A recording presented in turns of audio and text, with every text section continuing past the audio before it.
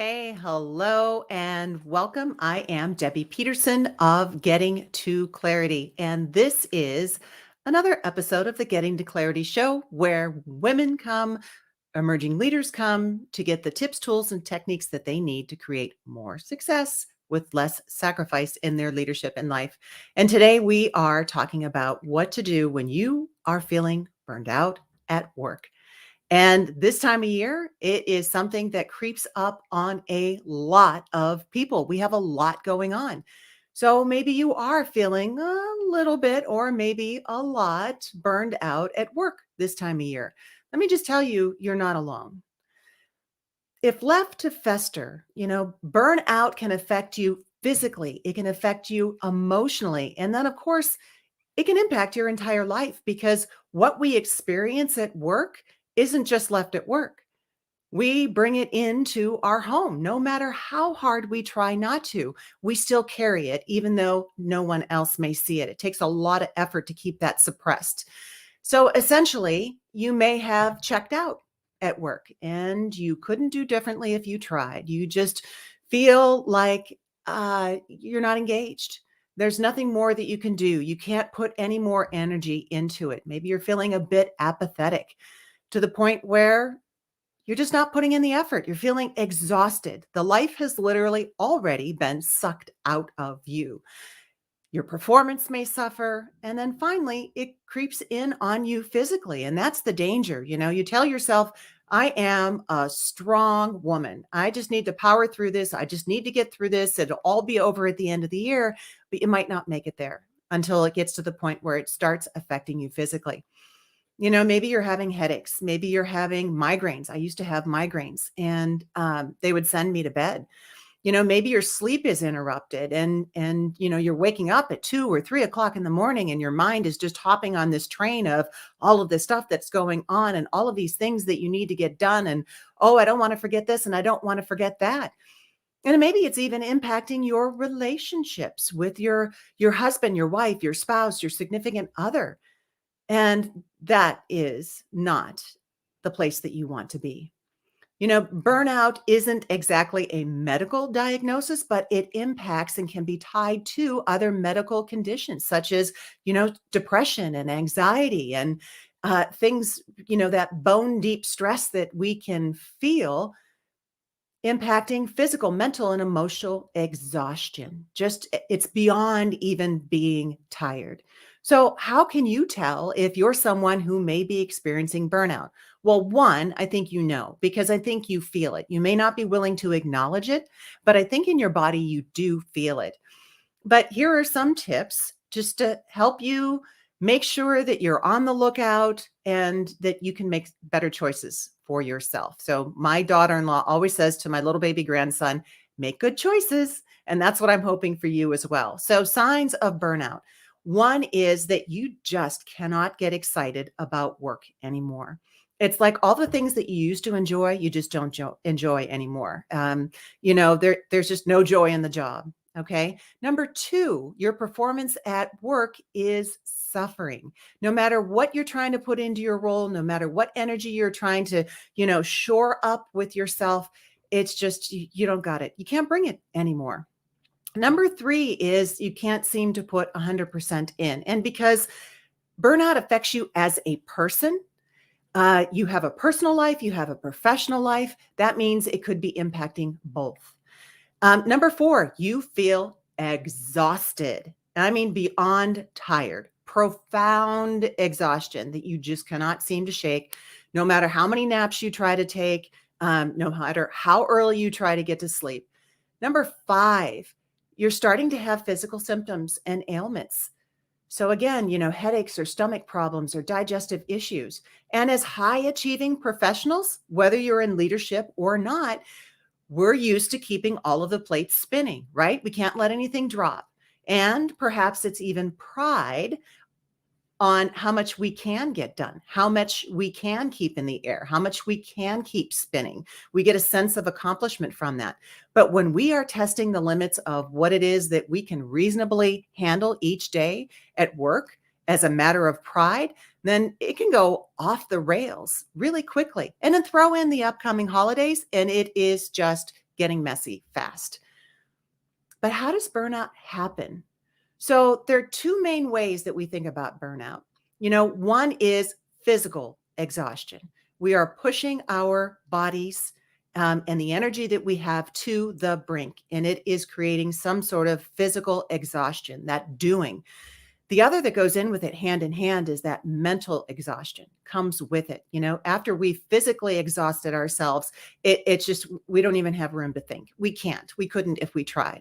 So usually it is the physical exhaustion that shows up first. So paying attention to that, if you feel that, symptoms such as headaches or stomach aches or fatigue, it may manifest physically as weight gain or weight loss, muscle pain, insomnia, digestive issues. If you're experiencing these, then it could very well be some sort of physical burnout, which will be leading to, if left unchecked, to the mental exhaustion. Because sometimes that mental exhaustion that we experience is a little harder to spot because it doesn't necessarily show up in your body. The things that are affecting you physically, you pay attention to. But if you're not able to focus, if you're not able to just really think about anything, if you just won't go there, don't have the space to go there, then you need to pay attention to that too. So how do you treat burnout? Well, there's a lot of ways that you can treat burnout. But first and foremost, I want to say it depends on how severe the problem is. There is no shame and there should be no judgment whatsoever if you feel that you need to seek help from a therapist or a psychiatrist. Absolutely, to help get you on the right path, especially if you feel that your burnout is very severe. Don't go this alone.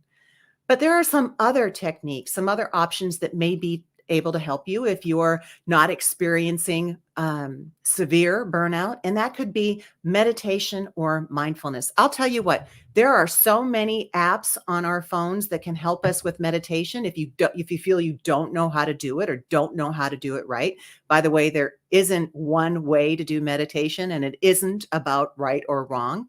So going into a headspace or an insight timer or calm. I love insight timer. I'm in it every single day. You can do meditations that are anywhere from 3 to 5 minutes all the way up to a half an hour or more. You can find every topic that you can think of to focus on. And all you have to do is follow along. So it's not like you have to figure it out. It's already figured out for you. So meditation can help. Mindfulness is something else that can help you. And mindfulness is as simple as just being fully present. You can do this in the morning when you make your cup of coffee or your cup of tea. I mean, literally just focusing your mind in on only one thing. Pulling out your coffee maker, opening up the can, the sound of the beans. If you grind your beans, I'm a bean grinder. The sound of the beans as you scoop them out of the can or the container, the sound of them grinding, the smell of the beans or the smell of the coffee as you put it into the coffee maker, the sound that the coffee maker makes, as the warmth that you feel when you pick up the cup.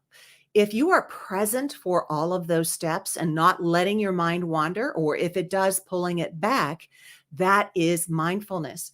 So it's not about adding a whole bunch of stuff to your day because I know you already have enough going on, but what are things that you can incorporate in between that could help you? So doing this with brewing your tea or your coffee, being present in every single moment, that helps you to reduce stress. Practicing gratitude is something else that can help you. So one of the things that I've done lately is I bought myself a gratitude journal. And it's easy as in the morning, I just write 3 things that I am grateful for from the previous day. That's it. And it really helps to reorient my mind and focus on that feeling of positivity and gratitude of what it is that is coming into my life that should be celebrated. And just spending a few moments writing it down makes a big difference. So that is another strategy that can help you with burnout. Also, taking some time to recharge, leaving work a little early because it's all going to be there when you go back. Spending some time, maybe having your spouse or your in-laws or your significant other or your mom or whomever that you have, take the kids for a little while.